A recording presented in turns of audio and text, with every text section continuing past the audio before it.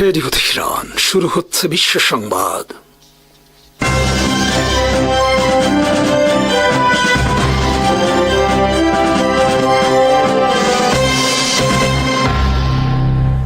শুরুতেই সংবাদ শিরোনাম। ইরানে চলমান গণবিক্ষোভ, মৃত্যুর সংখ্যা বৃদ্ধি, যুক্তরাষ্ট্র ও ইসরায়েলের সম্ভাব্য হস্তক্ষেপ এবং এর বিপরীতে তেহরানের কঠোর প্রতিক্রিয়ার হুমকি, এই সবকিছু মিলিয়ে মধ্যপ্রাচ্যের ভূ রাজনৈতিক বাস্তবতায় এক গভীর, বহুমাত্রিক ও বিপজ্জনক সংকটের ইঙ্গিত দিচ্ছে। সাম্প্রতিক তথ্য অনুযায়ী যুক্তরাষ্ট্র ভিত্তিক মানবাধিকার সংগঠন HRANA দাবি করেছে যে ইরানের চলমান অস্থিরতায় অন্তত 538 জন নিহত হয়েছেন, যাদের মধ্যে প্রায় 5 শতাধিক বিক্ষোভকারী এবং প্রায় অর্ধশত নিরাপত্তা বাহিনীর সদস্য। সরকারিভাবে ইরান এখনও কোনো নির্ভরযোগ্য পরিসংখ্যান দেয়নি, আর তথ্য প্রবাহ ইচ্ছাকৃতভাবে সীমিত করে রাখার কারণে আন্তর্জাতিক সংবাদ মাধ্যম ও পর্যবেক্ষকদের পক্ষে স্বাধীনভাবে এসব তথ্য যাচাই করাও কঠিন হয়ে পড়েছে।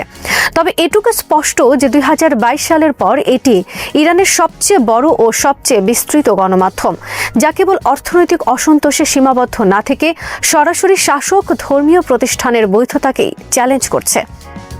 এই বিক্ষোভের সূচনা হয়েছিল 28 ডিসেম্বর, যখন দ্রব্যমূল্যে লাগামহীন ঊর্ধ্বগতি, মুদ্রাস্ফীতি ও কর্মসংস্থানের সংকট সাধারণ মানুষের ক্ষোভকে রাস্তায় নামিয়ে আনে। কিন্তু দ্রুতই সেই ক্ষোভ রাজনৈতিক রূপ নেয় এবং রুটি ও কাজের দাবির জায়গা দখল করে নেয় শাসন ব্যবস্থার পরিবর্তনের স্লোগান।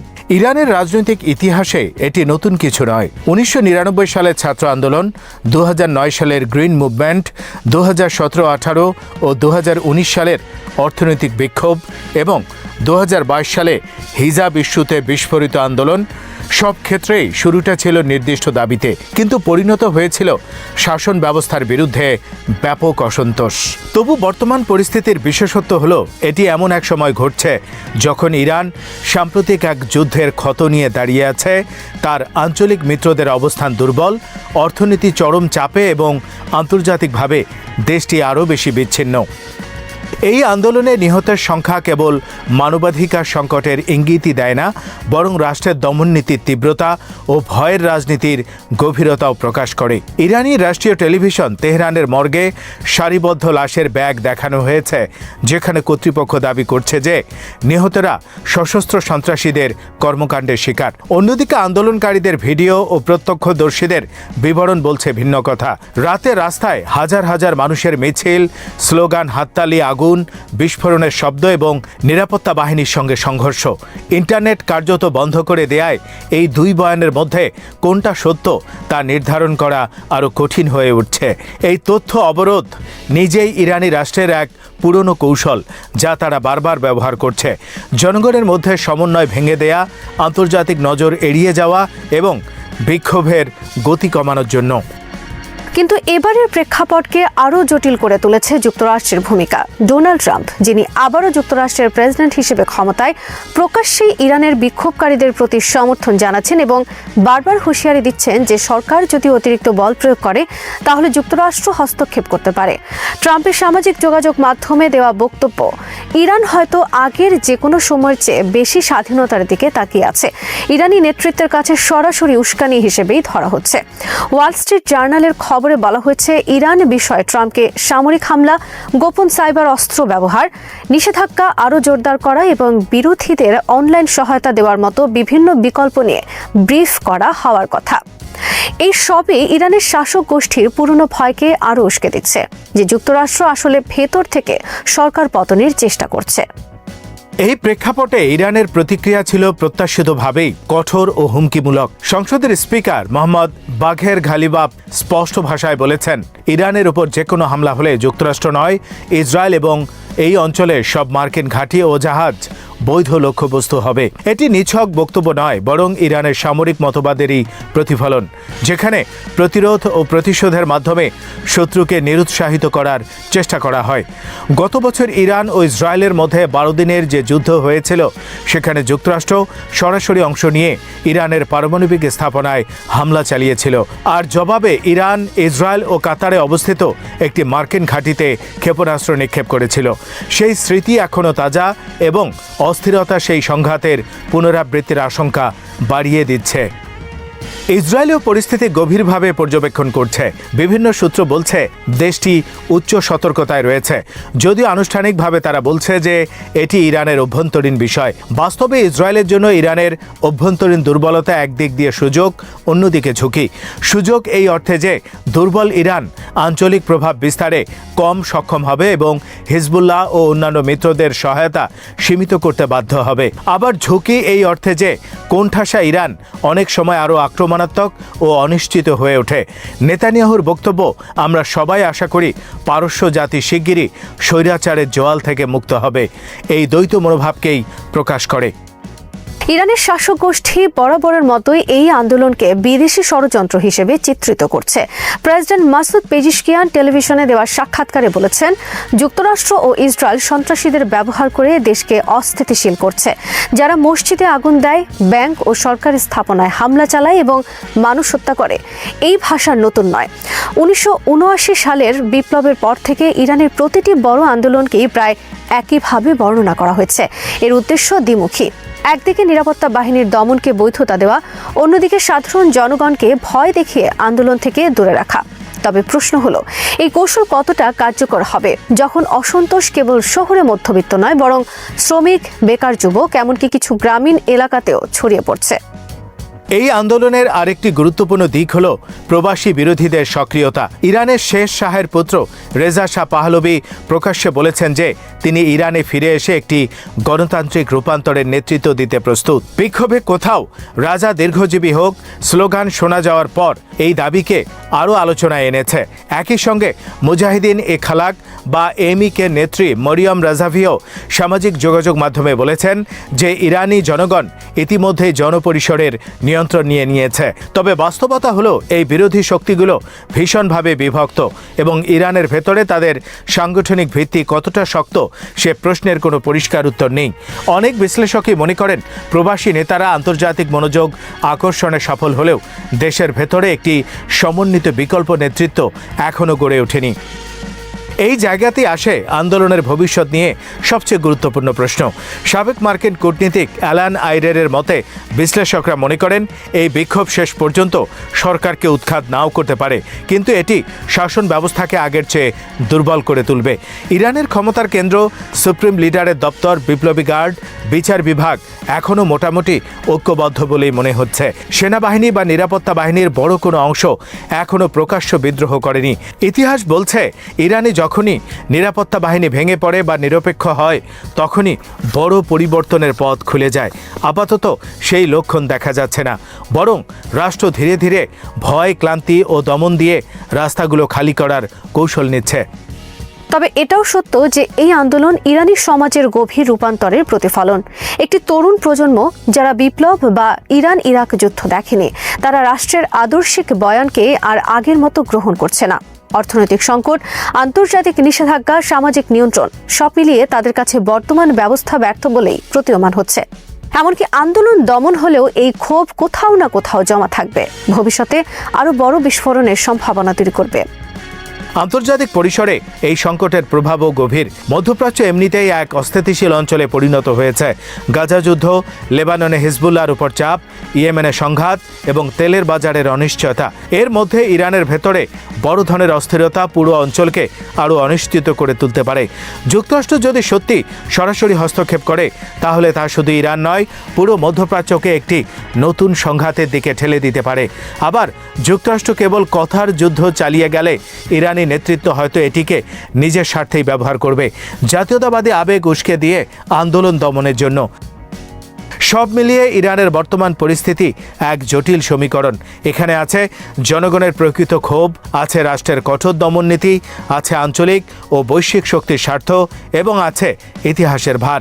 এই সংকটের তাৎক্ষণিক পরিণতি কী হবে তা বলা কঠিন, তবে এতটুকু নিশ্চিতভাবে বলা যায় যে ইরান আর আগের মতো নেই।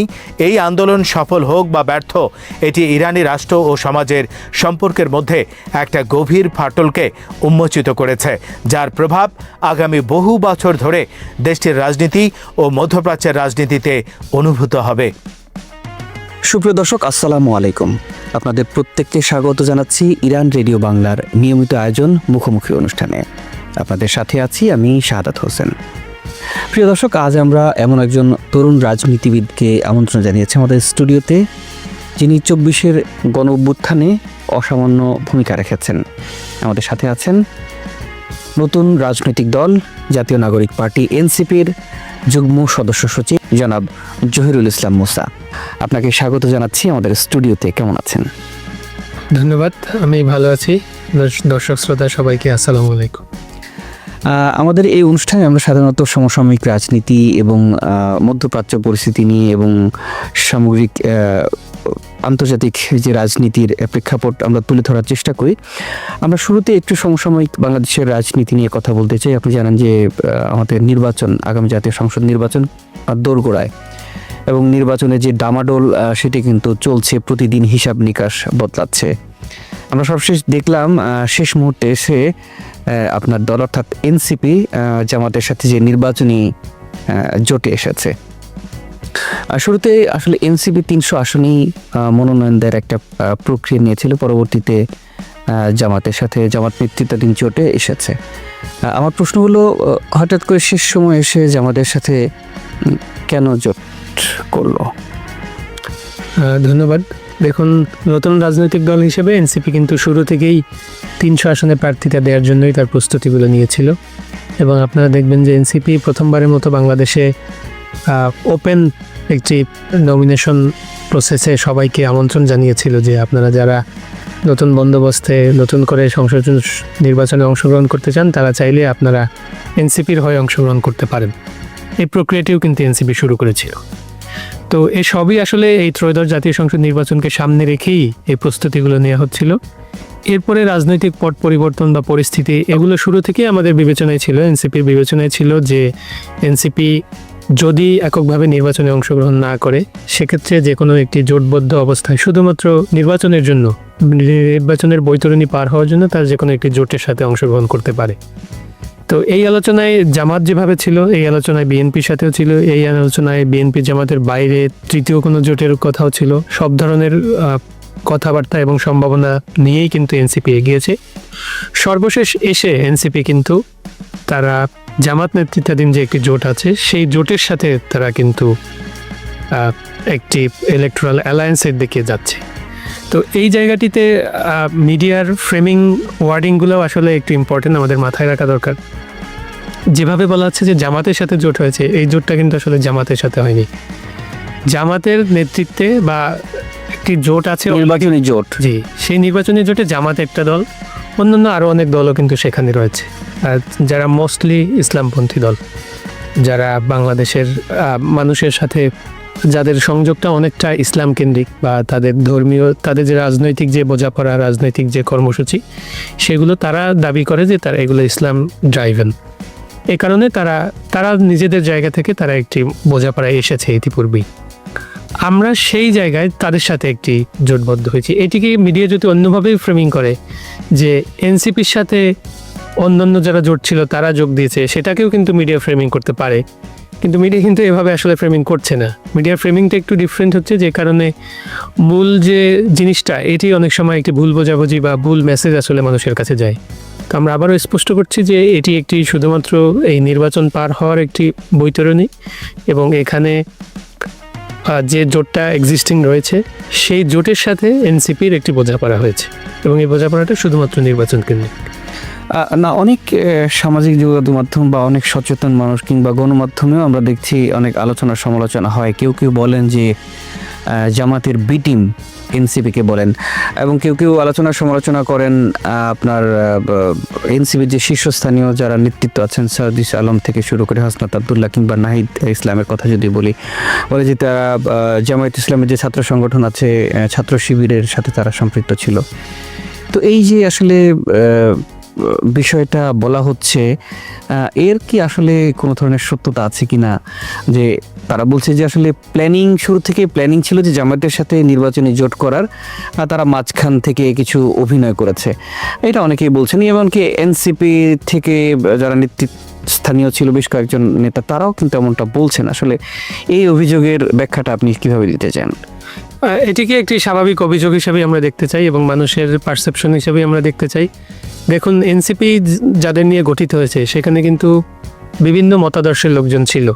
এনসিপিতে একেবারে কখনোই রাজনীতি করে নাই এমন ছেলেপেলেরা যেভাবে এসেছে, মেয়েরা যেভাবে এসেছে, সমাজের অন্য স্তর থেকে যেভাবে এসেছে, এমন স্তরকে আমরা কানেক্ট করতে পেরেছিলাম যারা আসলে কখনোই বাংলাদেশের রাজনীতিতে, মূলধারার রাজনীতিতে সরাসরি অংশগ্রহণ করেননি। একই সাথে যারা ছাত্র জীবনে বিভিন্ন ধরনের রাজনীতির সাথে সংযুক্ত ছিলেন, যারা ছাত্র শিবিরের সাথে জড়িত ছিলেন, ছাত্র দলের সাথে জড়িত ছিলেন, বিভিন্ন বাম দলের সাথে জড়িত ছিলেন, তারাও কিন্তু আমাদের এই রাজনীতির নতুন যাত্রায় তারাও সামিল হয়েছেন।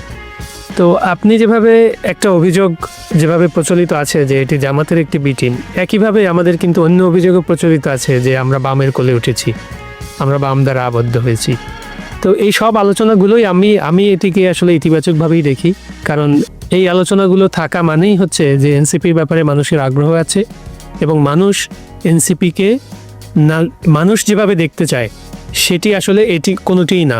মানুষ জামাতের কোলে জামাতের বি টিম হিসাবেও দেখতে চায় না, আবার এনসিপি বামের কোলে উঠুক এটিও আসলে মানুষ চায় না। মানুষ সত্যিকার অর্থে একটি নতুন বন্দোবস্ত চায় যেখানে মধ্যমপন্থার খুব একটা জোরালো ভূমিকা থাকবে, এবং এনসিপি কিন্তু শুরু থেকেই সেভাবে উদার গণতান্ত্রিক এবং মধ্যমপন্থার একটি রাজনীতি করার জন্যই কিন্তু এসেছি। তো সেই জায়গা থেকে এটি একটি মানুষের পারসেপশন হিসেবে আমরা বিবেচনা করি। দুটিকেই আমি ব্যক্তিগতভাবে পজিটিভলি নেই, কারণ এখানে সব ধরনের মতাদর্শের লোক যেমন এসেছেন, বিভিন্ন ব্যাকগ্রাউন্ডের লোক এসেছেন, সরাসরি ছাত্র শিবির করা অতীতে তারা জামাতকে কখনো করেননি এমন লোকজন যেমন এসেছেন, আবার সরাসরি বাম করা, ছাত্র ইউনিয়ন করা, ছাত্র ফেডারেশন করা লোকজন এসেছেন, সরাসরি কোনো ধরনের রাজনীতিই করেননি, তাদের ফ্যামিলি রাজনীতি করেননি, তারাও এসেছেন। সবাই মিলেই আসলে এই ব্লেন্ডিংয়ে একটু সময় লাগছে। এই ব্লেন্ডিংটা যত দ্রুত হবে তত দ্রুত এই এনসিপির আলাদা একটা চরিত্র দাঁড় হয়ে যাবে। সেই চরিত্রটি দাঁড়ানোর আগ পর্যন্ত আসলে এই কথাগুলো আমাদের শুনতেই হবে। না, নিশ্চয়ই আপনি ভালো করে বলেছেন। একটা বিষয় আমরা দেখতে পাচ্ছি যে যখন জামাতের সাথে আপনাদের অ্যালাইন হলো, নির্বাচনী জোটটা হলো, তখন শুরু থেকে এমন অনেক নেতৃস্থানীয় আপনাদের বেশ কিছু তরুণ নেতৃত্ব তৈরি হয়েছিল।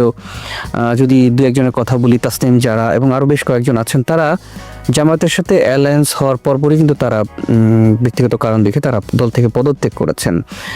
তো আমার প্রশ্ন হচ্ছে, একটা দল খুব নতুন করে তৈরি হলো এবং খুব শুরুর দিকে নেতৃস্থানীয় বেশ কয়েকজন তারা পদত্যাগ করলো এই একটা ইস্যুতে, এই বিষয়টাকে আসলে আপনি কিভাবে দেখছেন যে আসলে নির্বাচনকে স্বপ্ন নিয়ে বা নতুন বাংলাদেশ গড়ার জন্যই মূলত তারা এনসিপি একটা স্বপ্ন নিয়ে তৈরি করেছিলেন, তো শুরুতেই আসলে আপনার দলে যে ভাঙন, এই ব্যাপারটা আসলে আপনি কিভাবে দেখেন? আচ্ছা, এটিকে আমি একটু ভিন্নভাবে দেখি। দেখুন, এটি আসলে ভাঙন নয়। আমরা যেটিকে যদি ভাঙন হিসাবে চিত্রায়িত করতে চাই, এটি ভাঙন নয়। ভাঙন বলতে আমরা ওইটা বুঝি যে কিছু লোক এই দল থেকে বের হয়ে গিয়ে তারা নতুন একটি দল তৈরি করলো বা নতুন একটি প্ল্যাটফর্ম তৈরি করলো, সেটিকে আমরা ভাঙন হিসেবে দেখতে পারি। তো আমি শুরুতেই বলেছি যে আমাদের দলটি একটি উদার গণতান্ত্রিক দল হবে, এবং এই দলটি যেমন আপনি জামাত ইসলামের যদি দিকে তাকান, সেখানে এন্ট্রি এবং এক্সিট দুটি কিন্তু খুব কঠিন। অর্থাৎ সাধারণ মানুষ চাইলেই জামাত ইসলামে ঢুকতে পারবে না, আবার বের হওয়ার প্রক্রিয়া এটাও অনেকেই জানেন যে এটা খুবই কঠিন একটি ব্যাপার হয়ে থাকে। বাম দলগুলোও এরকম দেখবেন, বিশেষ করে ক্যাডার ভিত্তিক যে দলগুলো আছে। কিন্তু আপনি যদি বিএনপির দিকে দেখেন, বিএনপি কিন্তু ওপেন, উদার একটি গণতান্ত্রিক দল হিসেবে তারা পারফর্ম করছেন, এবং বাংলাদেশের মানুষ যেরকম, আমরা আসলে এরকম একটা উদার গণতান্ত্রিক রাজনৈতিক দলই হতে চাই। এখানে এক্সিট এবং এন্ট্রি দুটি ওপেন থাকবে, এবং কারো যদি এই দলে তার ভালো না লাগে, তার যদি কোনো কিছুতে দ্বিমত হয়, তার যদি তার মতামতটা এখানে প্রতিফলিত না হয়, সে তো তার এই স্বাধীনতা তার সবসময়ই থাকবে। আবার একইভাবে যে কোনো ব্যক্তি যে কোনো সময় এই দলে তারা অংশগ্রহণ করতে পারবে না। তো এটিকে প্রথমত আমি ভাঙন হিসাবে দেখছি না, তবে এটি অবশ্যই, যেহেতু এখানে আমাদের বেশ কয়েকজন নারী নেত্রী ছিলেন যারা সমাজের বিভিন্ন এমন জায়গা থেকে এসেছিলেন যেই জায়গার রাজনৈতিক প্রতিনিধিত্ব এর আগে বড় কোনো রাজনৈতিক দলে, মূলধারার রাজনৈতিক দলে আমরা দেখিনি। ডাক্তার তাসনিম যারা যে ধরনের ফ্যামিলি থেকে এসেছেন, ডাক্তার তাজনুবা জামিন যে ধরনের ফ্যামিলি থেকে এসেছেন, নীলিমা দোলা যে ধরনের ফ্যামিলি থেকে এসেছিলেন, এই কম্বিনেশনটা কিন্তু আমরা অন্যান্য রাজনৈতিক দলে খুব একটা দেখতে পাই না। আমাদের বাংলাদেশে একেবারেই নাই বললেই চলে, সেটা তো আপনারা ধরে রাখতে পারেননি। তো এটি অবশ্যই এটি ধাক্কা হিসেবেই আসবে, কারণ তারা দলে নানাভাবে অবদান রাখছিলেন, মানুষের আগ্রহ তৈরি হচ্ছিলেন, তাদেরকে নিয়ে মানুষের আগ্রহের কেন্দ্রবিন্দু তৈরি হয়েছিল। সেই জায়গাতে একটা ছেদ অবশ্যই ঘটবে, এটি তো অস্বীকার করার উপায় নেই। তবে তারা যে জামাতের সাথে জোট হওয়ার কারণে এই সিদ্ধান্তগুলো নিয়েছেন, এটিকে আসলে এত সহজভাবে বিষয়টিকে দেখার সুযোগ নেই। দলের সিদ্ধান্ত গ্রহণ প্রক্রিয়ায় তারা কিছুটা অস্বচ্ছতা এবং কিছুটা অগণতান্ত্রিক চর্চা হয়েছে বলে তারা বাইরে গিয়ে যে অনেকেই অভিযোগ করেছেন, অনেকেই বাইরে গিয়ে কিন্তু কিছু বলেননি কী কারণে তারা দল ত্যাগ করেছেন। তো এখানে এটিকে এভাবে চিত্রায়িত করার সুযোগ নেই যে শুধুমাত্র জামাতের সাথে তাদের অ্যালায়েন্স হওয়ার কারণে তারা দল ত্যাগ করেছেন বা তাদের মতামতটি দলে প্রতিফলিত হয়নি বলে আসলে তারা দল ত্যাগ করেছে।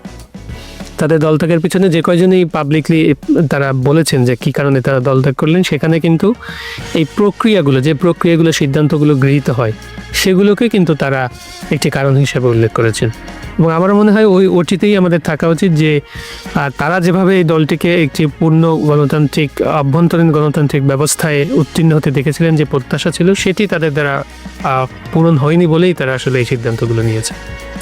আমরা নির্বাচন নিয়ে আরও কথা বলবো, তার আগে একটু জানতে চাই, যেহেতু আপনি সম্মুখ সারির একজন নেতৃস্থানীয় ব্যক্তি জুলাই গণ অভ্যুত্থানের, আপনারা যে স্বপ্ন নিয়ে বা বাংলাদেশের মানুষ যে স্বপ্ন নিয়ে এত মানুষের আত্মত্যাগের বিনিময়ে আমরা একটা স্বৈরাচার মুক্ত বাংলাদেশ পেলাম, এই গেল সময়টাতে ডক্টর ইউনূস নেতৃত্বাধীন যে অন্তর্বর্তী সরকার, এত লম্বা সময় ছিল, সামনে জাতীয় নির্বাচন, এই সময়টাতে আসলে আপনাদের যে প্রত্যাশা ছিল, নতুন বাংলাদেশ দেখার যে ইচ্ছা ছিল, সামনে নির্বাচন, আপনি কি মনে করেন যে আপনাদের যে চাওয়া পাওয়া ছিল, যে বাংলাদেশকে আপনারা দেখতে চেয়েছিলেন, সেই বাংলাদেশকে দেখতে পাবেন?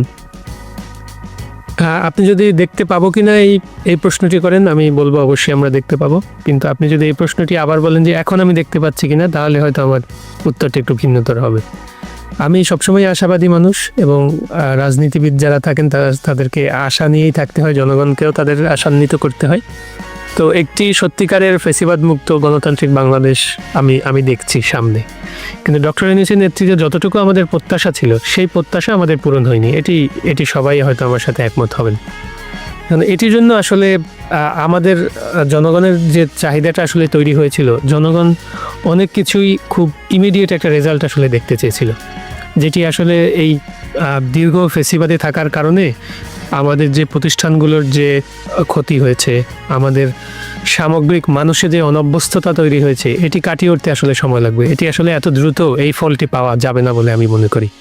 আমরা যদি মনে করি যে ডক্টর ইউনূস এক বছর, 1.5 বছর, 2 বছর তিনি দায়িত্ব পালন করবেন, এর মধ্যেই বাংলাদেশকে একটি স্ট্যান্ডার্ডে তৈরি নিয়ে যাবেন, এটি আসলে একটি ভুল চাওয়া হবে, বা এই প্রত্যাশাটি আসলে চাপিয়ে দেওয়া আমাদের উচিত হবে না। একইভাবে আমরা মনে করি যে নাগরিক পার্টির প্রতি মানুষের যে একটা প্রত্যাশা তৈরি হয়েছে, সেই প্রত্যাশাটিও কিছুটা আমাদের কাছে মনে হয়েছে যে সেগুলো আমাদের যে সক্ষমতা, সেটির চাইতে বেশি প্রত্যাশা মানুষ আসলে করেছে। যে প্রত্যাশার পূরণ করা এই নেতৃত্বের পক্ষে, এই নেতৃত্বের অনভিজ্ঞতা বলেন বা এস্টাবলিশমেন্টের সাথে এদের বিরোধিতা বলেন, তারা রাজনীতির যে কৌশলগুলো সেগুলো রপ্ত করার ঘাটতি বলেন, এই সব কিছু মিলিয়ে আসলে ওই প্রত্যাশিত মাত্রায় যাওয়াটা এই অল্প সময় আসলে সম্ভব না, এটি সত্য। কিন্তু এই যে একটা স্টার্ট যে হলো, জার্নিটার যে স্টার্ট, সেটি আমরা মনে করি যে সেটি আসলে খুব ভালোভাবেই হয়েছে, এবং এখান থেকে অনেক কিছু গোড়াপত্তন আসলে হবে, যেগুলোর ফল পেতে আমাদের একটু সময় লাগবে। এখানে দেখবেন নতুন অনেক ধরনের উদ্যোগ তৈরি হয়েছে এই সময়টাতে। আমাদের সরকারকে গালি দেওয়ার একটা অভ্যস্ততা তৈরি হয়েছে, আমরা মন খুলে কিন্তু গালি দিতে পারছি, কিন্তু সেটা কতদিন থাকবে সেটা তো আসলে, এবং এই চর্চা আসলে আগামী জাতীয় সংসদ নির্বাচনের পরে নির্বাচিত সরকার আসার পরে টিকবে কিনা, সেটাও তো আসলে এটি একটি আশঙ্কা। কিন্তু আমার মনে হয় না যে পরবর্তী যে দলই সরকার গঠন করুক অথবা জোটবদ্ধ অবস্থায় সরকার গঠন করুক, তারা ডক্টর ইউনূস যে স্ট্যান্ডার্ডে মানুষের বিশেষ করে বাক স্বাধীনতাকে নিয়ে যেতে পেরেছিলেন, এটা থেকে খুব সহসাই তারা সরে আসতে পারবেন বলে আমরা মনে করি না। এটা মনে করি না। মানুষের মাঝে আসলে জুলাই গণ অভ্যুত্থান কী দিয়েছে আমাদেরকে, আমি যেটা ব্যক্তিগতভাবে মনে করি যে এইখানে মানুষকে জুলাই গণ অভ্যুত্থান তার এজেন্সিটা ফিরিয়ে দিয়েছে। অর্থাৎ আপনি মানুষ হিসাবে আপনার যে কথাগুলো আপনি কখনো বলতে পারতেন না, আপনি আপনার দলে হোক বা দলের মাধ্যমে হোক, প্রতিষ্ঠানের মাধ্যমে কোথাও আপনি যেগুলো বলতে পারতেন না, সেই অধিকারটা আপনাকে ফেরত দিয়েছে। মানুষের হাতে তার ক্ষমতাটা, যে মানুষের এই বোধটা তাদের মধ্যে জাগিয়ে দিয়েছে। এই প্রশ্ন মানুষ সবাইকেই করবে এখন, যে দলই ক্ষমতায় আসুক, যদি এনসিপি আসুক, বিএনপি আসুক, জামাত আসুক, অন্য যে কেউ আসুক, অথবা যদি সামরিক সরকারও এখানে আসার চেষ্টা করে, সবাইকেই এই চ্যালেঞ্জের মুখোমুখি হয়েই যেতে হবে। কোনো সরকারই আগের মতো ফেসিবাদী হয়ে ওঠার চেষ্টা তারা করতে পারবে না। এটি আমরা বিশ্বাস করি। একদম ঠিক বলেছেন। আমরা 5 আগস্ট পরবর্তী সময়ে একটা ব্যাপার একদম লক্ষ্য করেছি যে ফ্যাসিবাদ বিরোধী মনোভাব মানুষের মধ্যে আসলে আগের চাইতে কয়েক গুণ বেশি এটি সচেতনভাবে মানুষ ফ্যাসিবাদ বিরোধী যেই মনোভাব সেটি পোষণ করেন, লালন করেন। আপনি কি মনে করেন যে আগামী সরকার, যে নির্বাচিত সরকার গঠন হবে, গেল 1.5 দশকের বিশেষ সময় ধরে আমরা যেরকম আমরা আওয়ামী লীগের মধ্যে আধিপত্যের যে একটা ব্যাপার, যদি সরাসরি বলি যে ভারতীয় আধিপত্যবাদের যেই গোড়াপত্তনটা ছিল, আগামী সরকার গঠনের পরে কি এই বিষয়টা কিছুটা কমে আসবে বলে আপনি মনে করেন, নাকি সে আগের মতোই? দেখুন, কোনো দল যখন রাষ্ট্র পরিচালনার দায়িত্বপ্রাপ্ত হবে তাকে রাষ্ট্রের স্বার্থে নানান ধরনের সিদ্ধান্ত নিতে হবে, তাকে কূটনীতির আশ্রয় নিতে হবে, তাকে বৈদেশিক সম্পর্কের আশ্রয় নিতে হবে, তাকে অভ্যন্তরীণ গণতন্ত্রের দিকে খেয়াল রাখতে হবে। তার সিদ্ধান্তগুলো অনেকগুলোই আসলে মানুষের পছন্দসই সবসময় হবে না, কিন্তু ওই সিদ্ধান্তটা হয়তো রাষ্ট্রের জন্য গুরুত্বপূর্ণ। ভারত যেমন আধিপত্যবাদ প্রতিষ্ঠা করতে চায় এদেশে, এটা যেমন সত্য, একই সাথে আপনার এটা বাস্তবতা যে ভারত আমাদের 3 দিকের প্রতিবেশী, অর্থাৎ নানান ভৌগোলিক অবস্থানগত কারণে ভারতকে সাথে নিয়ে চলতে হবে। কিন্তু তার মানে এই না যে ভারতীয় আধিপত্যবাদকে প্রতিষ্ঠা করবে।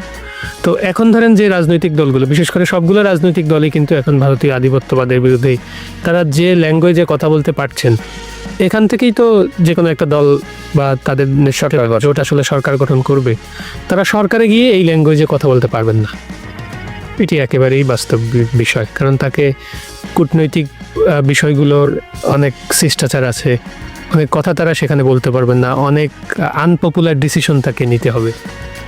তো তার মানে এই না যে তাদের ভিতরে যে আধিপত্যবাদ বিরোধী যে মনোভাবটি রয়েছে বা জনগণকে আধিপত্যবাদ থেকে রক্ষা করার জন্য যে দায়িত্ব তারা নিয়েছেন সেটির সাথে তারা কম্প্রোমাইজ করছে, ব্যাপারটাই আসলে এরকম হবে না।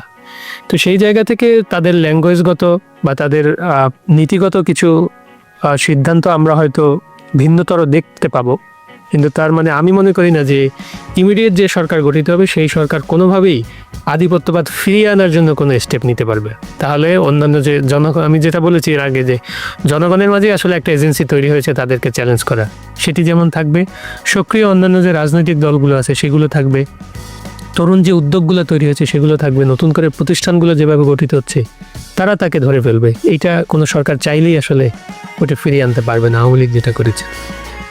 আমরা সবশেষ একটা খবরাখবর দেখলাম গণমাধ্যমে, সেটি হলো যে আগামী মাসে ভারতের মাটিতে T20 বিশ্বকাপ হওয়ার কথা, এবং আপনি দেখেছেন যে সেখানে একটা ক্রিকেট টুর্নামেন্ট হয় IPL, সেখানে আমাদের বাংলাদেশ দলের যে খেলোয়াড় কাটার মাস্টার বলি মুস্তাফিজুর রহমানকে তারা বাদ দিয়েছে। এর প্রতিবাদে বাংলাদেশ আজকে ঘোষণা দিয়েছে যে ভারতে অনুষ্ঠিতব্য বিশ্বকাপে বাংলাদেশ দল পাঠাবে না নিরাপত্তার কারণ দেখিয়ে, এবং IPL এর যে সম্প্রচার বাংলাদেশে হয় সেটা বন্ধের জন্য উদ্যোগ নেওয়া হচ্ছে। বিষয়টাকে আপনাকে কিভাবে বিশ্লেষণ করবেন? এই বিষয়টি দেখুন, এইখানে কিন্তু মুস্তাফিজুর রহমানের সাথে একটি ব্যক্তিগত চুক্তি ছিল কলকাতা নাইট রাইডার্স, এটি কিন্তু কোনো রাষ্ট্রীয় পর্যায়ের কোনো চুক্তি ছিল না, বা ক্রিকেট বোর্ডের মধ্যেও কোনো ধরনের চুক্তি ছিল না। ক্রিকেট বোর্ডের এই জায়গাতে শুধুমাত্র একটা নো অবজেকশন সার্টিফিকেটের দরকার হয়। তো ইন্ডিয়াতে যেটা ঘটেছে সেখানে উগ্রতার কারণে, দেখুন উগ্র হিন্দুত্ববাদীদের কারণে, হিন্দুত্ববাদীদের একটা প্রেশারের কারণে BCIC তাদের এই হিন্দুত্ববাদী যে মনোভাব, সেই মনোভাবটার সাথে BCICর মনোভাবটা একাত্মতা হয়েছে, যেটা খুবই আনফর্চুনেট, এবং এটা হতে পারে না, এটা মেনে নেওয়া যায় না। একটা প্রতিষ্ঠান হিসাবে একটা প্রতিষ্ঠান উগ্রপন্থার চাপে নতি স্বীকার করবে বা তাদের সিদ্ধান্তগুলো নিবে, এটি আসলে গণতান্ত্রিক দেশে কখনোই কাম্য নয়, বিশেষ করে প্রতিবেশী দেশগুলোর ভিতরে। তো তারা যেহেতু তাদের প্রাতিষ্ঠানিক যে দায়বদ্ধতা সেটি করতে ব্যর্থ হয়েছেন, সেই জায়গা থেকে বাংলাদেশের পুরো কাজটাই দেখবেন একটা রিঅ্যাকশনারি কাজ। বাংলাদেশ কিন্তু ওটারই একটা রিঅ্যাকশন জানিয়েছে। রিঅ্যাকশন হিসেবে বাংলাদেশ বলেছে যে আনুষ্ঠানিকভাবে এটি ক্রিকেটের যে নিয়ন্ত্রক সংস্থা আছে তাদেরকে জানাতে, এবং তারা সেখানে জানিয়েছে, এবং তারা এটাও জানিয়েছে যে যেহেতু এই উগ্রপন্থার কারণে ইন্ডিয়ান ক্রিকেট বোর্ড তারা নিজেরা সেখানে নথি স্বীকার করেছে, সেহেতু নিরাপত্তা দেওয়ার হতে জন্য পারে। তারা কতটা প্রস্তুত রয়েছে সেটি একটি প্রশ্ন। এবং এই ম্যাচগুলো শ্রীলঙ্কাতে খেলার কথা। তারা একটা অল্টারনেট ভেন্যু হিসেবে শ্রীলঙ্কাকে প্রমোট করেছে, কিন্তু এইটাকে আবার একইভাবে দুইটা দেশের কূটনৈতিক সম্পর্ক অথবা দুইটা দেশের মানুষের মাঝে যে সম্পর্ক আছে, তারা তো প্রতিবেশী আমাদের, সেখানে আমাদের অনেক আত্মীয়তা আছে। একটা সময় আমরা একই দেশ ছিলাম 47-এর আগ পর্যন্ত, আমাদের কমন কালচার আছে, মানুষের সাথে একটা সম্পর্ক আছে। সেই জায়গাগুলোতে যাতে প্রভাব না থাকে সেটিকেও আসলে খেয়াল রাখা দরকার। তবে যে রেসপন্সটা বাংলাদেশের পক্ষ থেকে এসেছে এটা খুবই পপুলার রেসপন্স হবে ডেফিনেটলি, কারণ বাংলাদেশের মানুষ এটা বাংলাদেশ খুবই ইতিবাচকভাবে এটি দেখবে। কিন্তু এটাও মনে রাখা উচিত যে এই বিষয়গুলো আসলে যতটা বেশি সম্ভব কূটনৈতিকভাবেই হ্যান্ডেল করা উচিত, এবং এটি আসলে কাম্য। আমরা আবারও নির্বাচন প্রসঙ্গে ফিরতে চাই। আপনি জানেন যে মনোনয়নপত্র যাচাই বাছাই চলছে এবং বিভিন্ন আসনগুলোতে কোথাও কোথাও বৈধতা দেওয়া হচ্ছে, কোথাও আবার বাতিল করে দেওয়া হচ্ছে। আমরা জানি যে আসলে ইলেকশন ইঞ্জিনিয়ারিং বলতে একটা কথা আছে, একটা টার্মিনোলজি আছে। আমরা গেল 3টা নির্বাচনে আমরা দেখেছি নানানভাবে আসলে ইলেকশন ইঞ্জিনিয়ারিং হয়েছে। কেউ কেউ বলছেন যে আগামী জাতীয় নির্বাচনে হয়তো কোনো ধরনের ইঞ্জিনিয়ারিং হতে পারে। তার কারণ হিসেবে আমরা সামাজিক যোগাযোগ মাধ্যমগুলোতে যারা সচেতন মানুষ আছেন বা রাজনীতি সচেতন, তারা বলছেন যে তারা দেখছেন যে বেশ কিছু জায়গাতে প্রার্থীদের একটা গ্রাউন্ডে ফেলে বৈধতা দেয়া হচ্ছে না, আবার অন্য দলের বৈধতা দেয়া হচ্ছে। আমরা প্রশাসনের মধ্যে দ্বিচারিতা দেখতে পাচ্ছি কোথাও কোথাও, গণমাধ্যমের মানুষ হিসেবে যদি বলি। এই বিষয়টাকে আপনি কি লেভেল প্লেইং ফিল্ড হিসেবে দেখছেন? কি মনে করেন আগামী জাতীয় নির্বাচন কেমন হতে পারে? আপনার কাছে বিস্তারিত আমরা জানতে চাই এই বিষয়টা নিয়ে। আপনি যদি প্রশ্নটি আরো সুস্পষ্টভাবে করতেন আমার জন্য সুবিধা হতো। আপনি যদি বলতেন যে প্রশাসনের যে বর্তমান আচরণ সেটিকে মনে হচ্ছে যে তারা বাংলাদেশ জাতীয়তাবাদী দল বিএনপির দিকে কিছুটা ঝুঁকে গেছে, ভাবনা আছে যে আগামী নির্বাচনে জয়ী হয়ে আসার, তাদের দিকে তারা ঝুঁকে গেছে এবং তাদের প্রার্থীদেরকেই ফেভার দেওয়া হচ্ছে বলে আপনাদের এনসিপির অনেক নেতাও এটাও বলেছেন। তো হাসনাত আব্দুল্লাহ এটিকে আসলে আমি এত সরলীকরণ হিসেবে দেখি না।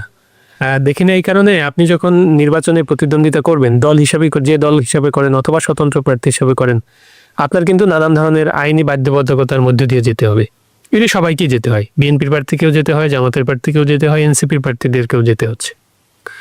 তো এইটা আপনার প্রশ্নটা হচ্ছে যে আইনটি রয়েছে সেই আইন সবার ক্ষেত্রে ইকুয়ালি প্রয়োগ করা হচ্ছে না বলে অভিযোগ আছে।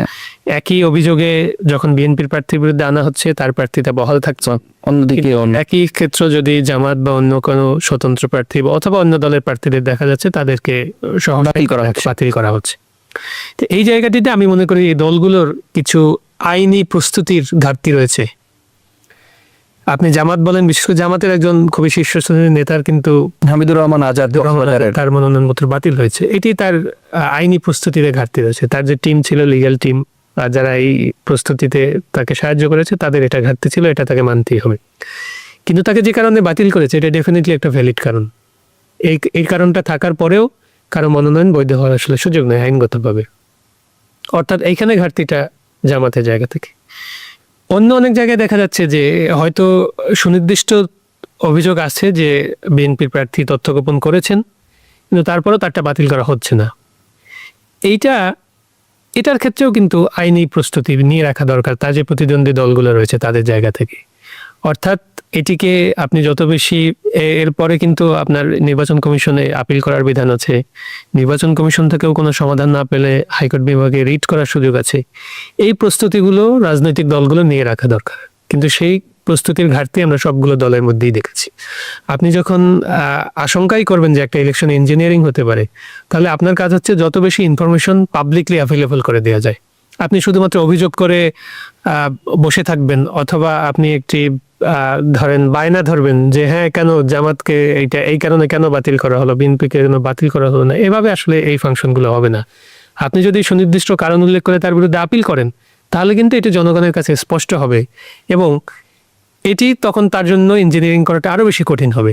হয়তো কোনো একজন জেলা প্রশাসক যিনি রিটার্নিং অফিসার হিসেবে এখন দায়িত্ব পালন করছেন, তিনি হয়তো বিএনপির প্রতি বায়াসনেস দেখিয়েছেন, কিন্তু এটি যখন নির্বাচন কমিশনে আপনি নিয়ে আসবেন, তখন এটি নির্বাচন কমিশনারের পূর্ণ বডির পক্ষে এটা খুব ইজি ব্যাপার না যে তিনি আবার বায়াসনেসটা দেখাবেন, অথবা আপনি ওরাও দেখালে আপনি আবার হাইকোর্ট পর্যন্ত যখন নিয়ে আসবেন, অর্থাৎ এই পুরো জার্নিটার একটা প্রিপারেশন আপনার আগে থেকে থাকা উচিত, যে কোনো রাজনৈতিক দলেরই বলে আমি মনে করি। সেই জায়গায় আমাদের সব রাজনৈতিক দলেরই ঘাটতি রয়েছে, কিন্তু তারা এই ঘাটতিগুলো আইনগতভাবে মোকাবেলার প্রস্তুতিগুলো না নিয়ে তারা শুধু অনুযোগ করে যাচ্ছে মানুষের কাছে। এটি আসলে মানুষ এই বিষয়গুলো এভাবে গ্রহণ করবে না। না, সামনে অনেক সময় আছে, আমরা আসলে দেখবো আসলে এগুলো অনুযোগ নাকি আসলে পার্ট অফ ইঞ্জিনিয়ারিং, আমরা নিশ্চয়ই সেটি পর্যবেক্ষণ করব। আমরা বাংলাদেশের অন্যতম বৃহৎ একটা রাজনৈতিক দল বাংলাদেশ জাতীয়তাবাদী দল বিএনপি নিয়ে একটু আলোচনা করতে চাই, এবং তাদের খুব গুরুত্বপূর্ণ দুটি ঘটনা ঘটে গেছে। আপনি জানেন যে তারেক রহমানের বাংলাদেশে ফেরা নিয়ে এক ধরনের আশঙ্কা তৈরি হয়েছিল। তিনি তখন সামাজিক যোগাযোগ বলেছিলেন যে তার বাংলাদেশে ফেরা একক নিয়ন্ত্রণাধীন নয়। যদিও তিনি সগৌরবে বাংলাদেশে ফিরেছেন, এবং পরপর আমরা দেখেছি তার মমতাময়ী মা বাংলাদেশের আপসহীন নেত্রী বিএনপি চেয়ারপারসন বেগম খালেদা জিয়া ইন্তেকাল করেছেন, এবং তার ইন্তেকালের পরপরই আমরা দেখেছি রাজধানীতে বিশাল জানাজা হয়েছে, সারা দেশ থেকে মানুষ এসেছে, অসংখ্য মানুষ তার জানাজায় অংশ নিয়েছে। তো সবকিছু মিলে যদি বলি যে তারেক রহমানের স্বদেশ প্রত্যাবর্তনে বিএনপির ব্যাপক একটা গণজোয়ার বা তাদের জনসমাগম হয়েছে, জানাজাতে জনসমাগম হয়েছে, এই যে দুটো ব্যাপার হয়েছে, এটা কি কারণ নির্বাচন তো খুব সামনে দরজায় করা নাড়ছে, এই দুটা ঘটনা কি এই নির্বাচনে প্রভাব ফেলতে পারে? কি মনে হয় আপনার? আমার মনে হয় না এই দুটি বিষয়ে নির্বাচনে প্রভাব ফেলবে না, কারণ বাংলাদেশের মানুষ সিদ্ধান্তগুলো অনেক ক্ষেত্রেই অনেক আগেই নিয়ে থাকে। বিএনপির প্রতি যে একটি নেতিবাচক ধারণা তৈরি হয়েছে মানুষের প্রতি, সেটি এই দুটি পজিটিভ ঘটনার কারণেই পরিবর্তন হয়ে যাবে বলে আমি মনে করছি না। তবে তারেক রহমানের প্রত্যাবর্তন ডেফিনেটলি তার দলের নেতাকর্মীদের জন্য একটি বুস্ট এবং দেশের জন্যও একটি ভালো সংবাদ বলে আমরা মনে করি। তারেক রহমান তিনি বিদেশে থেকে নেতৃত্ব দিচ্ছিলেন, তিনি যে কোনো কারণেই হোক তিনি নিজেই অ্যাডমিট করেছেন যে তিনি আসতে পারছিলেন না, তিনি এসেছেন, দেশে এসেছেন, এটি খুবই দেশের জন্য একটি ভালো সংবাদ, বিএনপির জন্য তো ডেফিনেটলি একটি ভালো সংবাদ, দেশের মানুষের জন্য একটি ভালো সংবাদ। একই সাথে বেগম খালেদা জিয়া তিনি যখন ইন্তেকাল করেছেন, খালেদা জিয়া কিন্তু দলমতের ঊর্ধ্বে উঠে গিয়েছিলেন, এটা আমাদেরকে মেনে নিতে হবে। এবং খালেদা জিয়ার যে আপসহীন মানসিকতা, সেই মানসিকতায় সঞ্চারিত কিন্তু অন্য অনেক দলের ভিতরে, মানুষের ভিতরে হয়েছিল, যে কারণে তিনি একটি গ্র্যান্ড ফেয়ারওয়েল তিনি পেয়েছেন। এটি যে তিনি বিএনপির নেত্রী এ কারণে পেয়েছেন এমন না, তিনি 3 বারের প্রধানমন্ত্রী এ কারণে পেয়েছেন সেটা না। কিছুটা কাছাকাছি ঘটনা আমরা শহীদ ওসমান হাদির ক্ষেত্রেও দেখেছি। শহীদ ওসমান হাদির জানাজায়ও অসম্ভব রকমের মানুষ তারা নেমে এসেছেন, তারা অপ্রত্যাশিতভাবে লক্ষ লক্ষ মানুষ তারা কিন্তু এসে শরিক হয়েছেন। তার কবরকে কেন্দ্রিক মানুষের যে সেখানে জিয়ারত করার যে একটি আগ্রহ তৈরি হয়েছে, গভীর রাতে, শীতের রাতে আমরা দেখেছি নারী পুরুষ নির্বিশেষে এখনো হচ্ছে। তো এই মানুষের ভালোবাসাটা কিন্তু কোনো দলমতের কারণে না, এটি দলমতের ঊর্ধ্বে উঠে যাওয়ার কারণে এটি সম্ভব হয়। বেগম খালেদা জিয়ার ক্ষেত্রেও আমার মনে হয়েছে যে তিনি দেশের জন্য তার যে অবদান, এই দেশের গণতন্ত্রের জন্য তার যে আপসহীন মানসিকতা, আধিপত্যবাদ বিরোধী তার যে সংগ্রাম, তার জন্য তিনি এরকম একটি গ্র্যান্ড ফেয়ারওয়েল ডিজার্ভ করেন। এবং আপনি নিশ্চয়ই একমত হবেন যে এখানে শুধুমাত্র বিএনপির লোকজন যে অংশগ্রহণ করেছেন এরকম না, সব দলমত, এবং এমনও দেখেছি আমরা যে বাসার ছাদে কিন্তু এই জানাজার মানুষ অংশগ্রহণ করছেন যারা রাস্তায় অংশগ্রহণ করতে পারেননি। তো এটি যেমন একটি খুবই ভালো ব্যাপার, একইভাবে তারেক রহমান ফিরে এসেছেন, এটিও ভালো ব্যাপার। কিন্তু তারেক রহমান তার কয়েক সপ্তাহ আগে যখন নিজেই মুখেই বলেছিলেন যে তার দেশে ফিরে আসা একক নিয়ন্ত্রণাধীন নয়, সেটি তাহলে কিভাবে এই দেশে ফেরাটা তিনি ম্যানেজ করলেন, সেই প্রশ্ন কিন্তু মানুষের মন থেকে চলে যায়নি। মানুষ কিন্তু এই প্রশ্নগুলো করবে। এখন বিএনপি একটা শোকাবহ অবস্থায় আছে, পুরো দেশের মানুষই একটা শোকাবহ অবস্থায় আছে। এই প্রশ্নগুলো এখন উচ্চারিত হচ্ছে না, যেমন কিন্তু একটা সময় এই প্রশ্নটি তারেক রহমান যখন নির্বাচনী প্রচারণা শুরু করবেন, যখন অন্যান্য রাজনৈতিক দল তাকে প্রশ্ন করবেন, জনগণ তাকে প্রশ্ন করবেন, তখন কিন্তু এই প্রশ্নগুলো আসবে। কিন্তু সোফার তারেক রহমান ফেরার পর থেকে যে কয়টি স্টেপ নিয়েছেন সেগুলো খুবই ইতিবাচক হয়েছে, এবং এগুলো গণতন্ত্রের জন্যই আসলে খুবই ভালো ব্যাপার। খুবই ভালো ভালো স্টেপ তিনি নিয়েছেন। তিনি কিন্তু তার মায়ের জানাজাতেও তিনি একটি রাজনৈতিক শব্দ উচ্চারণ করেন, এগুলো খুবই তার ইমেজ বিল্ডিং এর জন্য এটি খুবই ভালো ব্যাপার আমরা মনে করি, এবং গণতন্ত্রের জন্য এটি ভালো ব্যাপার আমরা মনে করি। কিন্তু আমার মনে হয় না যে শুধুমাত্র এই বিএনপির কয়েকটি পরপর ইতিবাচক কর্মকাণ্ডের কারণেই তাদের ব্যাপারে মানুষের যে অভিযোগগুলো বা যে মানুষ তাদের ব্যাপারে যে সিদ্ধান্তগুলো ইতিপূর্বে নিয়েছেন তারা এর কারণেই সিদ্ধান্তগুলো পরিবর্তন করবেন, এরকম অবস্থা হয়নি বলে আমি মনে করি। কারণ বাংলাদেশের মানুষ জুলাই গণঅভ্যুত্থানের পর অনেক বেশি সচেতন। তাদেরকে আপনার কর্মসূচি, কাজ, আপনার কথা দিয়েই কনভিন্স করতে হবে। আপনি কোনো সিম্পেথি দিয়ে আবার একটি রাজনৈতিক বিজয় অর্জন করে ফেলবেন, এরকম অবস্থায় বাংলাদেশের মানুষ ইমিডিয়েটলি ফিরে যাবে বলে আমি মনে করি না। আমরা আগামী জাতীয় সংসদ নির্বাচনের বিষয়ে আরেকটু কথা বলি, এরপর আমরা শেষ করব। আগামী জাতীয় সংসদ নির্বাচনে যদি জামায়াত ইসলামের নেতৃত্বাধীন যে 11 দলীয় জোট কিংবা 10 দলীয় জোট যদি ক্ষমতায় আসে, আপনারাও নিশ্চয়ই সরকারের অংশ হবেন। সেক্ষেত্রে মানুষের প্রতি আপনাদের প্রতিশ্রুতি বা আপনাদের কমিটমেন্ট কি থাকবে? দুটি বিষয়। আমরা যখন রাজনৈতিক দল দখল করি তখন কিন্তু আমরা নতুন একটি রাজনীতির স্বপ্ন বাংলাদেশের মানুষকে দেখিয়েছিলাম, এবং সেই স্বপ্নটা কিন্তু যখন এককভাবে আমরা ক্ষমতায় জনগণ যদি আমাদেরকে পাঠায় তখনই বাস্তবায়ন করার সুযোগটা তৈরি হবে। আমরা নতুন সংবিধানের কথা বলেছিলাম, আমরা সেকেন্ড রিপাবলিকের কথা বলেছিলাম, আমরা নতুন রাজনৈতিক বন্দোবস্তের কথা বলেছিলাম। তো এই বিষয়গুলো আমাদের যখন 28শে ফেব্রুয়ারি আমরা যখন দল ঘোষণা হয় তখন আমরা একটি ঘোষণাপত্র দিয়েছিলাম। এরপরে 3রা আগস্টও আমরা শহীদ মিনারে আমাদের 24 দফা একটা ইশতেহার দিয়েছিলাম। সেখানে আমাদের দলের কিছুটা চরিত্র এবং জনগণের জন্য আমরা কি করতে চাই তার একটি আগাম ইঙ্গিত কিন্তু সেখানে রয়েছে। এছাড়াও নির্বাচন উপলক্ষে আমরা আনুষ্ঠানিকভাবে আমাদের ইশতেহারগুলো প্রকাশ করব। কিন্তু এই কথাটি এটি সত্য যে যদি জোটগতভাবে আমরা ক্ষমতায় যাই, সেখানে এই জোটে আমাদের স্টেকটা পরিপূর্ণ থাকবে না, ফুল কন্ট্রোলটা আসলে আমাদের থাকবে না। তো না থাকলেও জোটের যে অন্যান্য দলগুলো রয়েছে তারাও তো জনগণের কাছে নিজেদের কর্মসূচি, কর্মপদ্ধতি, ইশতেহার দেখিয়েই তাদেরকে ভোট পেতে হবে। তো আমার মনে হয় না যে এই জায়গাতে অন্যান্য দলের সাথে খুব বেশি পার্থক্য আমাদের থাকবে। প্রক্রিয়াগত হয়তো কিছু পার্থক্য থাকবে, কিন্তু এই বিশেষ করে আগামী সরকার যারা গঠন করবে, এটা যদি এনসিপি জামাতের জোট যদি এই সরকার গঠন করতে পারে, তাদের রাজনৈতিক নীতি নির্ধারণে খুব বেশি পার্থক্য বা জটিলতা হবে বলে আমি মনে করি না। কারণ তারা সবাই নতুন করে একটি নতুন বাংলাদেশ চান, নতুন রাজনৈতিক বন্দোবস্ত করতেই চান। সেই জায়গায় হয়তো আমরা যে কর্মসূচিটা, যে ইশতেহারটা মানুষের কাছে দিব, সেটি পরিপূর্ণ আমরা বাস্তবায়ন করতে পারবো না, কিন্তু আপনাদের চেষ্টা এই জোটের সামগ্রিক যে ইশতেহার থাকবে তার সাথে খুব বেশি পার্থক্য থাকবে বলে আমরা মনে করি না। দ্বিতীয় হচ্ছে যে যেহেতু গণঅভ্যুত্থানে এই দলের যারা নেতা রয়েছেন তারা গণঅভ্যুত্থানেও নেতৃত্ব দিয়ে এসেছেন, তাদের বাংলাদেশের মানুষের সাথে একটা সংযোগ ইতিমধ্যেই তৈরি হয়েছে। এটি তারা সরকারের থেকেও, এই যে জামাতের সাথে যদি এই সরকারটা গঠিত হয় সেখানেও তারা ইনফ্লুয়েন্স করতে পারবেন, এবং তারা যদি বিতর্কের মাধ্যমে তাদের পলিসিগুলোই ওখানে পাশ করে আনতে পারেন বা গ্রহণ করতে পারেন, এই ভূমিকাটা তারা রাখতে পারবেন বলেই আমি মনে করি। আপনাকে ধন্যবাদ। আমরা একটু আন্তর্জাতিক বিষয় নিয়ে একটু কথা বলতে চাই। আপনি জানেন যে গতকাল একটা নিকৃষ্ট ঘটনা ঘটেছে, সেটি হচ্ছে আধিপত্যবাদের একটা নিকৃষ্ট ঘটনা। সেটি হচ্ছে যুক্তরাষ্ট্র ভেনেজুয়েলার প্রেসিডেন্টকে তুলে নিয়ে গেছে। স্বাধীন সার্বভৌম একটা দেশ, তারপরেও তারা এই ঘটনাটা ঘটিয়েছে। ভেনেজুয়েলায় যে নিকোলাস মাদুরোকে তুলে নিয়ে যাওয়া, তার স্ত্রীকে তুলে নিয়ে যাওয়া একটা অভিযোগ দিয়ে, এবং তারা বলেছে যে তাদের সমর্থিত সরকার না আসা পর্যন্ত যুক্তরাষ্ট্র এই স্বাধীন সার্বভৌম দেশটাকে টেক কেয়ার করবে।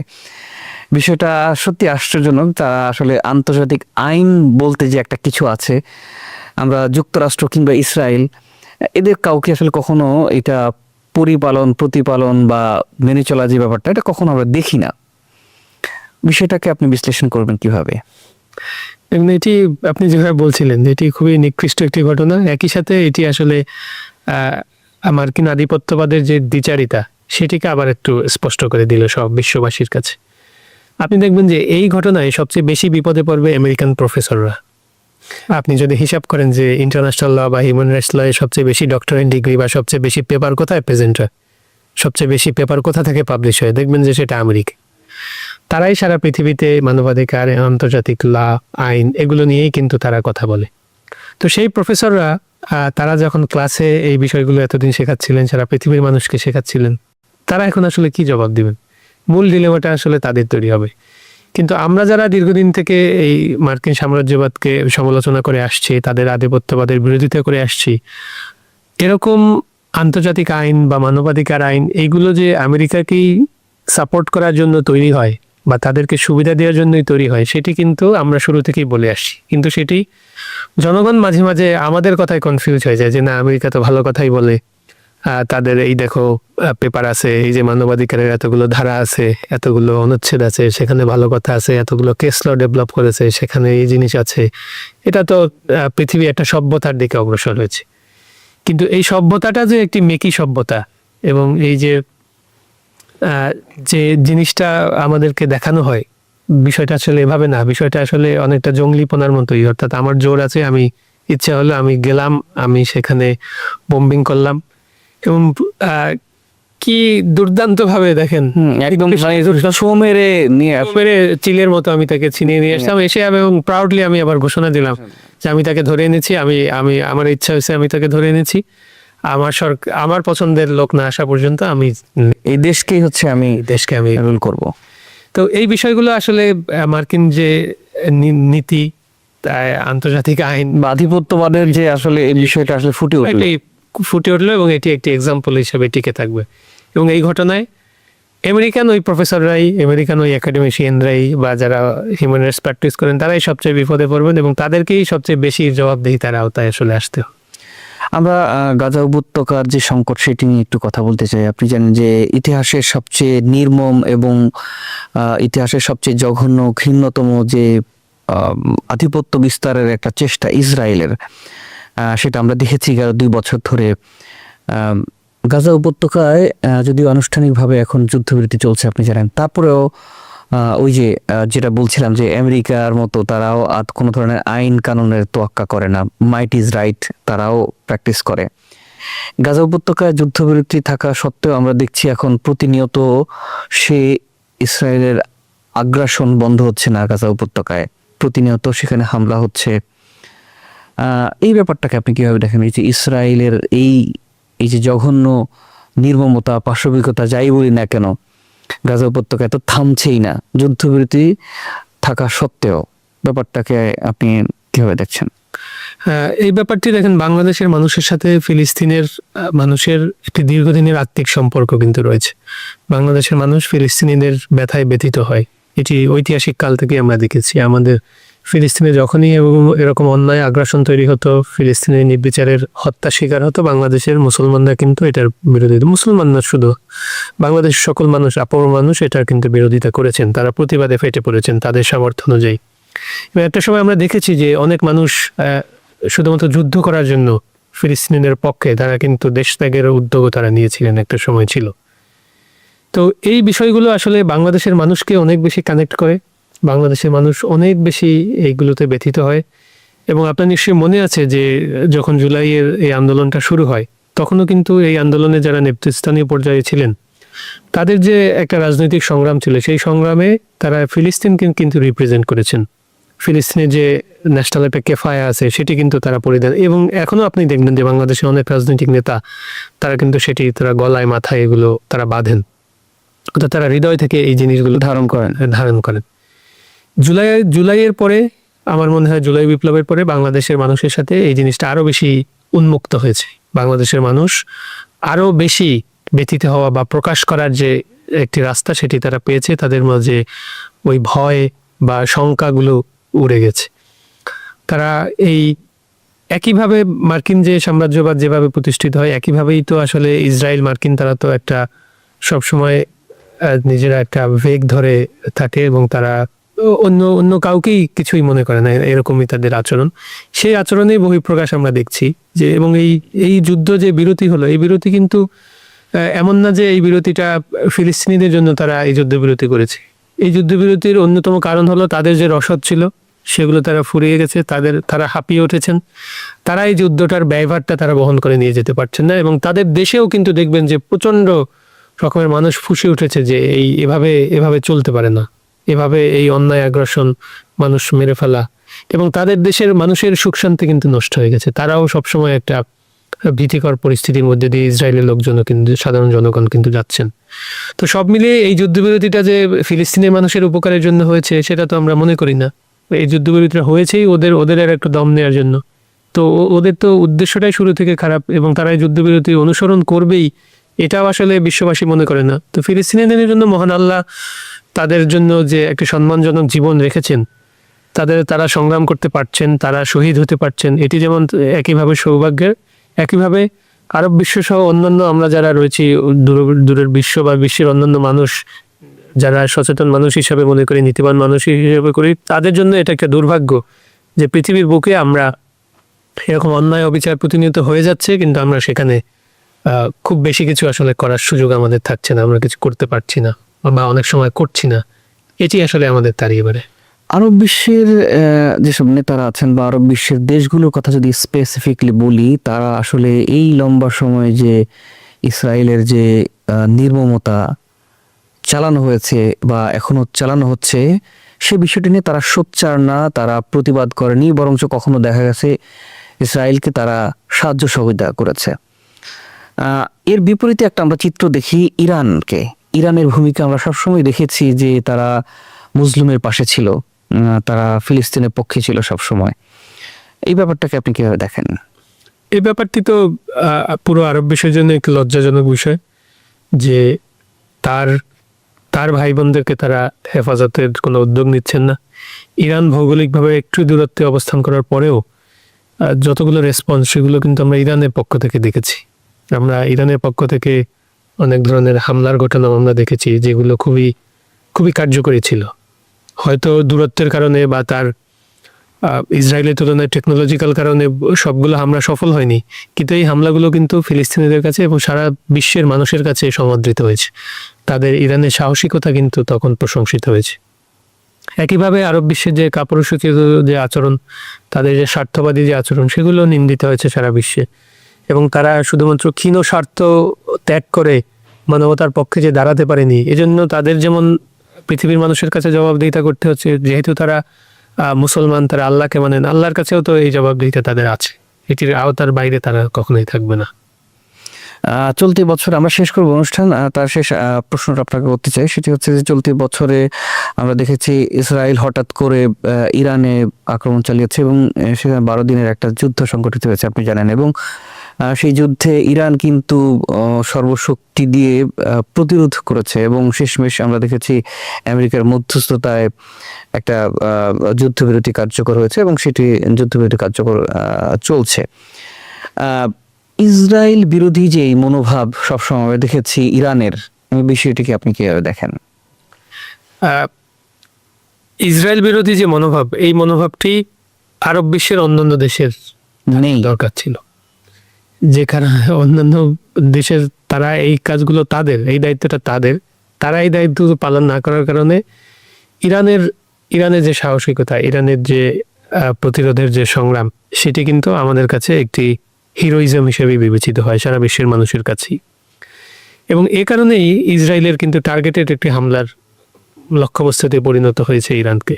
এবং ইরানের কিন্তু শীর্ষস্থানীয় নেতৃবৃন্দ সহ অনেক রিসোর্স পার্সনকে ইরান কিন্তু ওই হামলায় তারা হারিয়েছে। এবং দীর্ঘদিন ধরে পরিকল্পনা করে টার্গেটেড শুধুমাত্র ওই জায়গাগুলোতে কিন্তু আক্রমণ ইসরায়েল করেছে।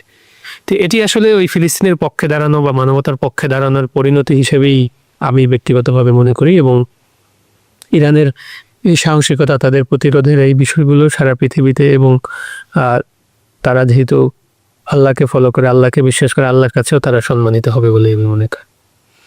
আপনাকে অনেক অনেক ধন্যবাদ এবং কৃতজ্ঞতা জানাচ্ছি আপনার ব্যস্ততার মধ্যে আমাদের সময় দিয়েছেন সেজন্য। জি, আপনাকেও ধন্যবাদ। শ্রোতা বন্ধুরা, বিশ্ব সংবাদে এই ছিল আমাদের সর্বশেষ আয়োজন। সঙ্গে থাকার জন্য আপনাদের সবাইকে অসংখ্য ধন্যবাদ।